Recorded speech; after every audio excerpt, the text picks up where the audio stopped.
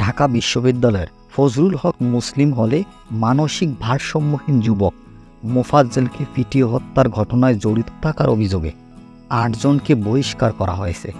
পাশাপাশি ওই ৮ জনের আবাসিক সিটও বাতিল করা হয়েছে বলে জানিয়েছে ঢাকা বিশ্ববিদ্যালয় প্রশাসন বিভাগ। এখন এই যে মোফাজ্জলকে পিটিয়ে হত্যা করা হয়েছে, এর আসলে মূল কারণটা কি? এর পিছনের রহস্যটা কি? ঢাকা বিশ্ববিদ্যালয় যেখানে জ্ঞানের আলো মানুষ এবং সারা বাংলাদেশ আলোকিত হবে, সেখানে এই মর্মান্তিক ঘটনা কেন?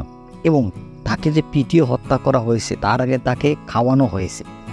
এই যে একটা মর্মান্তিক দৃশ্য বা মর্মান্তিক ঘটনা, এটা কেন ঘটছে? ঢাকা বিশ্ববিদ্যালয় বাংলাদেশ জ্ঞানের ভাণ্ডার, এখান থেকে বাংলাদেশের সব মেধাবী ছাত্রছাত্রীরা বের হয়ে আসবে, সেখানে এই অবস্থা কেন?